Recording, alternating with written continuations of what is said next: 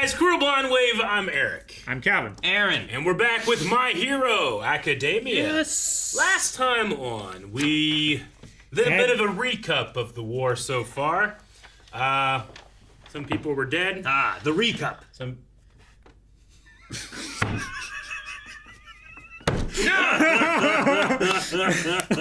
I'm sorry. No, the only thing we didn't have to mention is that we were corrected. We have seen the 5 weenies before. Yeah. It was Todoroki with his 5 weenies on his belt. So I always like whenever I can be so engrossed in something, forget something about it completely, and be reminded. Make up my own version of it. Yeah. I'm like 5 weenies, the one confusion, but now the certainty. So that's when to point that out. You want to talk about the weenies? A lot of people were like, "You guys forgot the weenies." Yeah. I don't feel like it was that important back then. It was mentioned Like, once, that was- way too long ago. Yeah. And Is that the moment when they had like all those kids that were like causing problems, and there was like Bakugo, Shoto, and there was that one girl, I can't remember, the one who got replaced by Toga, right? I think she was in that. Is that who it was? So in the Does that sound provisional familiar? license exam. Yeah. Right. Is that what it was? I think so, yeah. Like when the kids were like, what are these? The Weenies? schools versus the schools. And then they made like right? a giant slide, and all the kids are like, wee! Yeah. Weenie. To go. Yeah.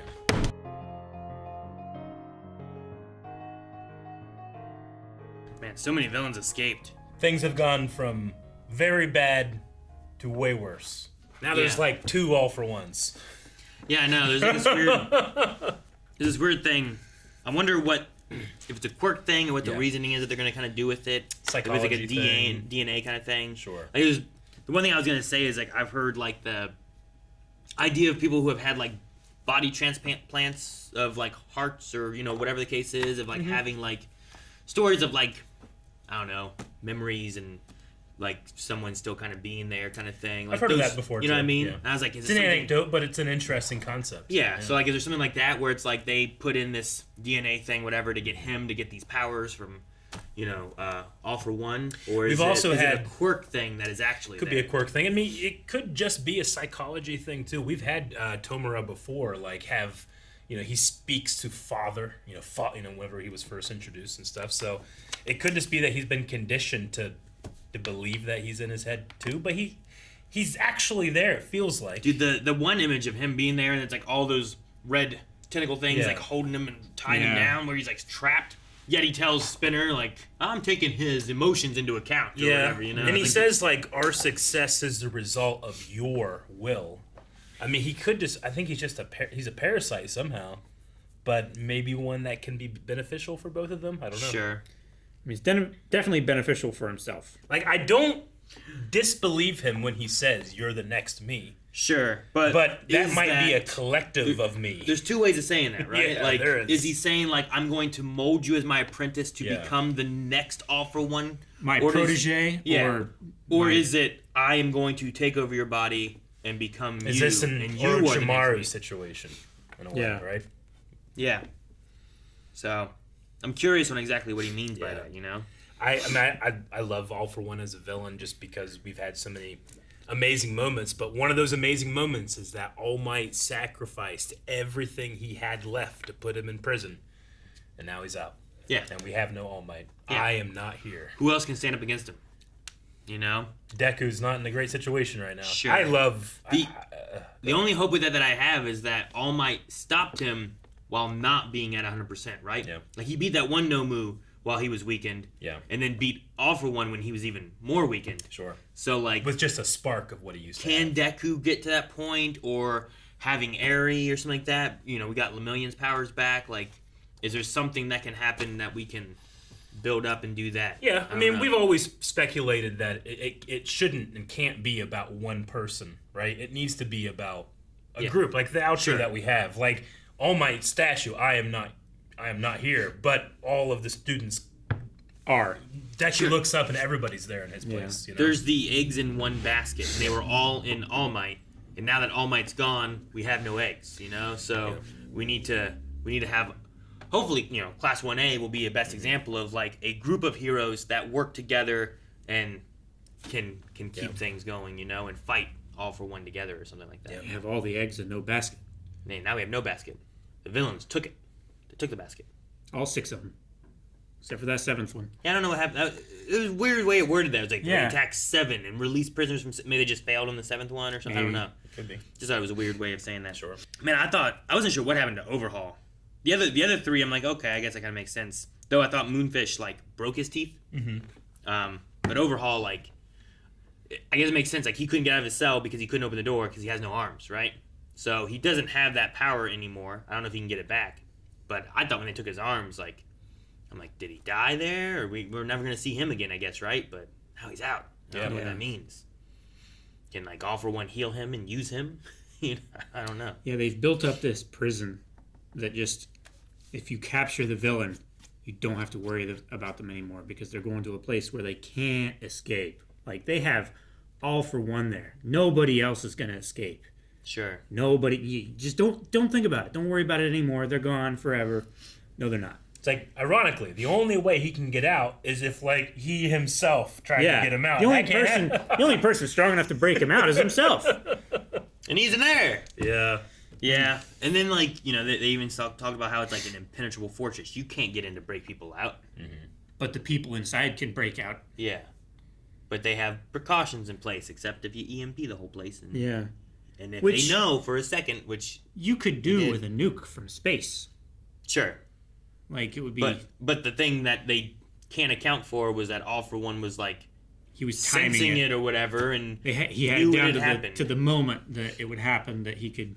It was interesting because he's like... do it again. The way he worded it in there was that it wasn't that he was controlling him and telling him what to do, but he could feel it or sense it. He knew, you know. Perfect synchronicity. Something was coming, and now's the time. 2 separate mechanisms acting in unison.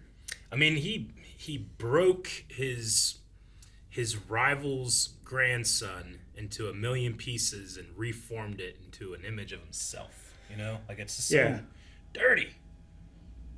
Yep. And that's all Grand Trainer can think about while he's in the hospital.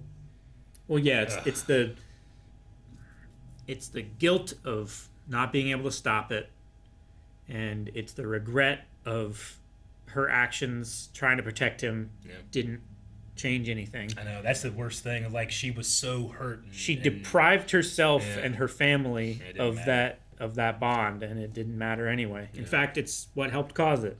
He really is he's a demon lord, you know? He is. He's such a butthole. He's talking about wanting to be. He's the big old butthole. He really is. I'm curious on the purple hair girl. Yeah. Who she is, because we focused on so many villains that we already knew, and then So her, many. who was there, but the only thing we saw her do was let someone out, which seems like a nice thing to do, not like a mad thing to do. But they're all villains too, so I wonder like why she was there. Yeah. Like, what are we doing with that? Like, if I was a hero wrongfully locked up in that place, I wouldn't be letting people go. You know? Sure, right? So Like, I feel like you're a bad person to be locked up in there in the first place, probably. But then to also let other people go. Sure. I just wonder, like, in a villain state of mind, too, of, like, do I look out for myself? Do I let him go so that he can maybe distract people while I escape, you know? Or I mean, yeah. was it a nice thing that she did? Or was it a self-preservation thing that she did? Or, you know? I mean, it seemed like it was motivated a little bit by pity because of the knocking on the door caused her to be curious and open it for whoever was on the other side. We also had the conversation with the guards talking about how like quirks have warped our perception of these people. They're not real people, they're monsters. So it could be that it's just the nature of her quirk. You know, we've talked before about like this is a quirk that's not really suited for hero work. It's more for like villain work. I wonder if she has a quirk that has put her here, not necessarily herself. Does that make sense? They made a point in the intro to say, like, this isn't just for villains. This is a dumping ground for anyone the government deems as too dangerous. Like, she could have a quirk that rewrites people's memory. Yeah. Or and that's she's way like too dangerous a quirk, right? She's like a super major hacker thing or something where it's like like, that, this could destroy government secrets and all this kind of stuff. And it's not that she could kill people, but it's dangerous. Yeah, she's a cyberpunk. Yeah. But I mean, she's in a group of Muscular, Stain, Overhaul, like our big baddies. So I'm very interested to see what happens next. What's interesting is I put Overhaul up there, but some of the other three not as much really. I think just in terms of like what do they mean to us the audience. Like, hey, everything that's happened till now is a catalyst in a way, right? Because I mean, Overhaul lost his. Did he lose his ability?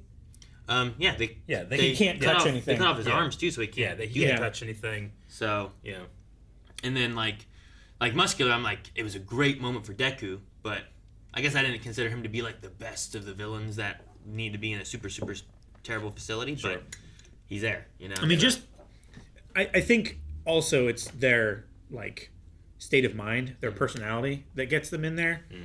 Because Muscular attacked some kids, but he was also enjoying attacking kids. Sure. Not just like he's I'm doing this for anarchy's sake. Like, he has a I want to quirk hurt them. that is dangerous and a personality that is dangerous. And those together are bad. And Stain was so dangerous because he was a hero killer and he was just killing heroes, and it's like, well, that's really, really dangerous. Yeah. Like, even normal people won't stand up to him then. Yeah, it's not like he was doing it for his own gain. He was like he was fighting for an ideal, which caused a lot of traction. Do you guys think that could we see Spinner change sides?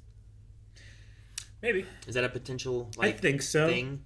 I think that's kind of what that I followed Shigaraki because I believed in what he said, and it reminded me of what Stain was saying, but I don't know what you are or what you're saying or anything. Now that Stain is free, And if we I feel like he's naturally going to gravitate towards him. if we combine that with what Deku heard, where he felt like Tomura was saying, "Help me" or "Save me," from this. So we can very well go with that. I don't even think about that, but I was thinking more of like when you go into account with Stain. Stain was against the heroes. He wasn't against All Might, right? Mm-hmm. He's like, he is the one hero who is a hero, right? All Might's worthy. Yeah. Then he looked at Deku as being possibly worthy too. Mm-hmm. If Spinner is influenced by Stain and looking at All Might being worthy, and then now he's working for All for One, would Stain be for that? Or would Stain be against that? The guy who's against All for One or All Might? Like, I'm just like, I wonder if like there's some balance issues there where maybe, hey, I'm not for this. Maybe he does see like Shigaraki's in there somehow, and he's not able. And I think that can be true of the other League of Villains, right? A lot of them came out and got together because of Stain, right? Yeah. Like so, they were motivated. They were motivated to join Shigaraki because he was all about tearing down the system. Yeah. And they were like, okay, I like where the train is headed, but maybe I'll get off a few stops early. Sure. And now they're like, oh, this train was way faster than I thought it was. I missed my stop. Yeah.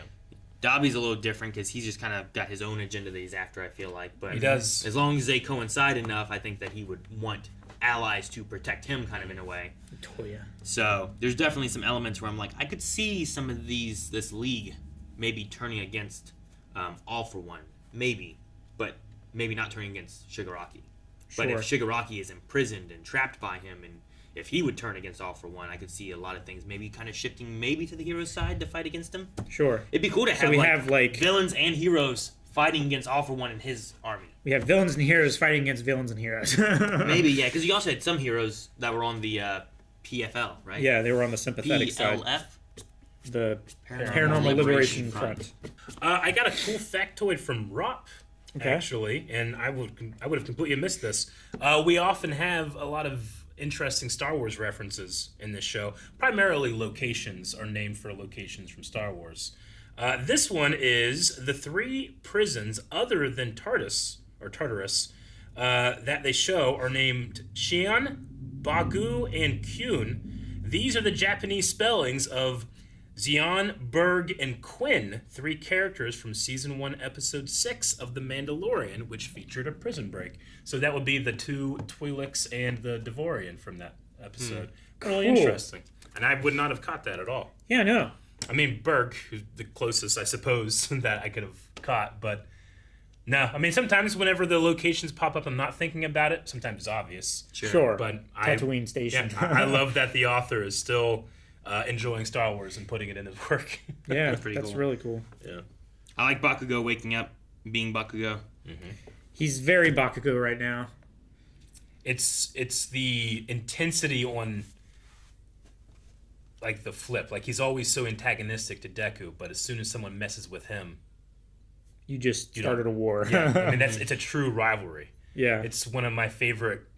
I mean, I think it's something that is in all types of storytellings, but it's a trope in anime to have like the rival that pushes you. I mean, Goku and Vegeta is the one for me that, especially when Vegeta was still kind of flirting with the dark side. You know, he softens up a little bit as the show goes on, but I like it here where Bakugo will make fun of Deku and put him down and stuff like that. But as soon as somebody messes with him, and he realizes how important Deku is because of One for All, it really does feel like he cares in his own special explosion murder way. Yeah, right? Yeah.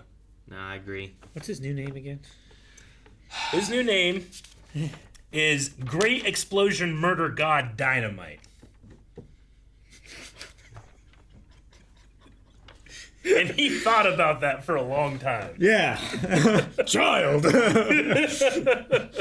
What a great name! Yeah. I'm very interested too on Shoto and the family aspect of everything, and Yeah. I don't know what's gonna happen with Endeavor because like he's going through surgery or whatever else too. But having like their whole family there, I'm excited to see like how that kind of transpires a little bit too because we haven't. When was the last time we saw the mom? He visited her Yeah, I was gonna say 2 seasons ago, feel like or it's- was that last season? I think that was last season. It was last during, season. Was it last during season? the part with the training and stuff. Well, yeah, we had a lot of Endeavor family stuff last season, and I feel like he went and visited her during that. But it was just Shoto and her too, right? Like it'd be cool to have like everyone together. yeah, as and well. Shoto right Talk now about it. can't even speak, Sure. so that will be interesting. I don't know exactly where Endeavor's mind is at right now, but his confidence has to be greatly shaken. Oh, in yeah. in himself and his support, I guess. I mean, they barely survived, and now right after one of the greatest defeats the heroes have had is like more of a defeat Sure. because all this work has been undone. No, I mean, he made a good move. All for One did with not resting and letting them rest. Yeah. He's like, I know my Nomus are strong enough right now. We're gonna push in and take this resource, and then we'll be good. Yeah. As opposed to like sitting back and both recouping and being able to have Yeah. a bigger fight later or something like that. Now, the thing that's like connected to him to all For his breathing? like, Yeah. is that just permanent now? I Does think he have to have that? He has to have that. 'Cause All If he Might fucked doesn't him up have so that, much. he has to have like the scarf Yeah. thing Yeah. that's like Okay. plugged into his I think face. he's had to have that since we've seen him, Yeah. right? Okay. I think. Yeah. Sure. Yeah, he just powers it and carries it somehow on his own, though, so that it still works, I guess. It's weird. Like I think it's just a thing that was like bolted to his chair. He just ripped it off and carried it with him Yeah. with one of his quirks. It's funny that he can take it with him and operate it, but he still needs it. You know? Yeah. I especially loved the the mirror sides of Tomura.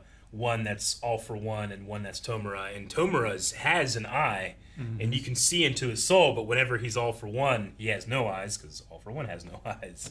So it's a really fun way of showing what's happening. Yeah. Or when he does show it, like he did to Spinner, it's like he took over. it was his soul. foggy, Yeah. it was glassy and stuff. Yeah. He keeps saying like, "Go back to sleep and go back to and rest, Tomura." Yeah. Yeah. You need to rest. He's got a great voice. I've loved that He does. actor ever since I first heard him in Full Metal Alchemist. All right, well, that was a hell of an episode. Didn't think things could get worse. They have. I didn't think Deku would die and not wake up. Every episode has gotten, for lack of a better term, worse. Yeah. Yeah, no. We're like out of like the golden age, you know what I mean? Yeah. Of heroes and stuff, and we're going into a dark villainy era, I feel like. And now we need our students to, I don't know, get better and handle the things, I guess. I don't know. Unfortunately, the children cannot stay children long. It's like the next generation needs to make changes because the previous generation's ways aren't working anymore. They fucked it up. Well, whether they fucked it up or things changed to where those ways just don't work, No, yeah. you know? It's one of those two things. And They didn't see where the climate was going, Sure. I guess. And like how, you know, even if you look back, you have the number one hero and the number two hero. How often were they fighting and at ends? Whether instead of like if they had been working together, could they have done so much more together? And I'm hoping that that's where our students are coming from, right? Where even though Bakugo and Deku have that rivalry, Yeah. they will work together still They're too. fiercely defensible of each other. Yeah, and I love seeing that kind of stuff, like from the 4v4s we had with the students, like having to work against other villains. Like I don't feel like it's too often that we see like our big number, like 10 heroes, doing a lot of group working stuff. Lots of times they're doing individual fighting and stuff. But like when we fought Overhaul and stuff, they all attack together. But lots of times you'd have like, all right, this one will stay behind to take on this guy. This guy will stay behind to take on this one. But it'd been cool to have like, All Might and Endeavor maybe fighting all for one together. Like that might have been kind of cool. Would it have worked out? I don't know. But yeah, I don't know. It'd been cool. Even having range support while All Might's there punching him. Like that can be giving helpful. him opportunity to like dodge out and like get a breather and then jump back in. He can get a breather, but he can't because now Endeavor like Prominence Burn or whatever. Yeah. And it'd be great. But ain't gonna happen. No. At least not this version. Deku Shoto Bakugo. There you go. Continue. Guys, thank you very much for watching this week's episode of My Hero Academia. We're following the dubs, so as the episodes come out, we try to put these up as soon as possible. Make sure you subscribe for the next one. It will pop up in your feed whenever we release it. So, thank you very much. Have a great day. Hugs and kisses.